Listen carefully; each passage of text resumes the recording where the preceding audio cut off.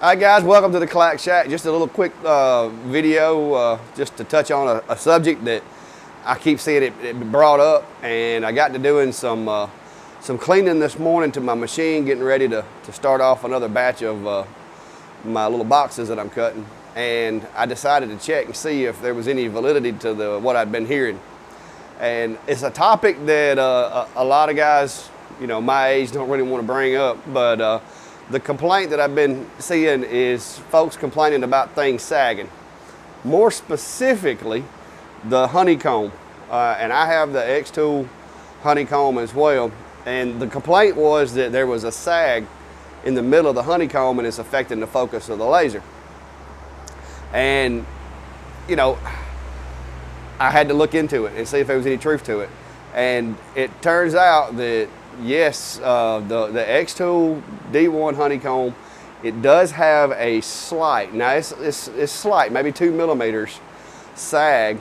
If it's just sitting there on its own forces, it has maybe like a 2 millimeter sag.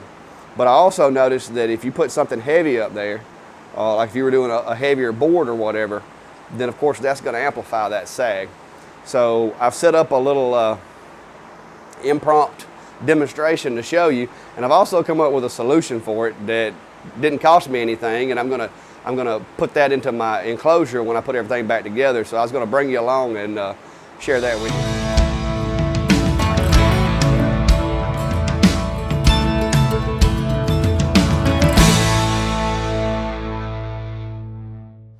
Okay guys, I'm gonna be off camera, of course, because I can't get in there, but I wanted to be able to demonstrate this to the best of my ability so everybody could see what I'm talking about here.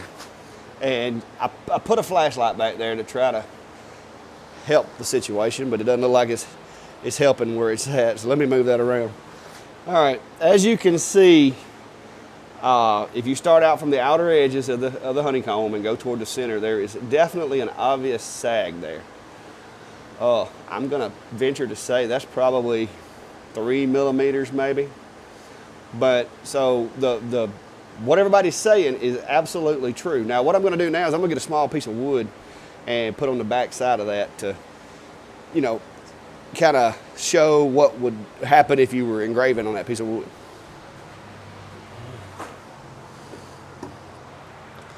All right, this piece of wood here is just basically a little small piece of oak. And I'm gonna sit that on there. And it doesn't pull it down much more than what it already was, but as you can see, it is definitely, it's definitely got a sag to it. So I decided to come up with a solution for this because I'm not a fan of that either. So what I did is I went over in my scrap pile and I found some of this stuff.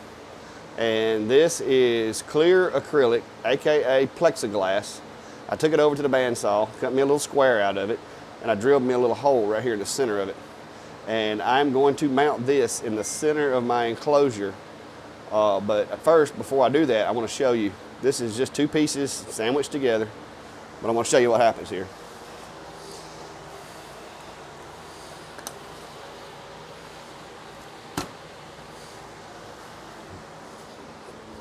All right, there you go. No more sag, guys. Like I said, that fixed the problem. And even if you push here around the edges, it doesn't allow it to move. The honeycomb is rigid enough that one point of contact in the center seems to fix the issue at hand, at least within reason. Now, if you put 50 pounds up there, you know, it's probably going to destroy the honeycomb anyway, but within reason. And just, I'll go ahead and get my meter out and show you how thick that piece of material is. So like I said, guys, this is standard. This is just your standard plexiglass. I actually had it for a beehive build that I was doing. And I have added 4.8 millimeters thickness to the underside of the honeycomb. So if anybody was wanting to do it, now I do have the little rubber things that they send you, or plastic things that they send you on mine. So if you don't have those, there will be a difference in your measurements.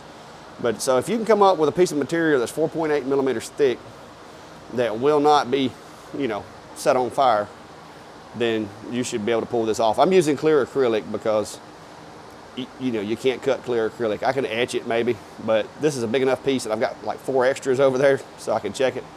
But anyway, just a little tip for today, guys. All right, guys, this is as simple of an install as there is. All right, my bottom board, which is this board is metal, and that's the backsplash for my machine. What I have done is I drilled a hole in this piece of acrylic, and I used a countersink bit to make sure that the screw was below the surface of the acrylic. And then I'm just going to line that up, and it's just going to drop in that hole. That is just to keep that centered. I'm not trying to screw it down. I wanted to make sure that this stayed in the center.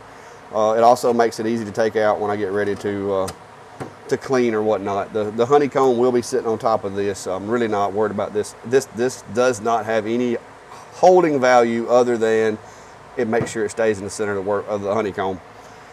So that should do it, guys. I mean, that, you know, the clear acrylic, yes, the laser, it'll pass through the acrylic. So, and there could be some heat build up on this side. I really don't think it's going to be too terrible with the 10 watt. The 20 may be different when it gets here. And if that's the case, I may just have to change this out and put something on there that's metal. But I was going to go with metal, but I didn't want it to reflect the light back up as close, so I went ahead and went with the acrylic. We'll see how that works out, but that should eliminate the sag that we have going when the honeycomb's in here, because I did notice on my machine it had it.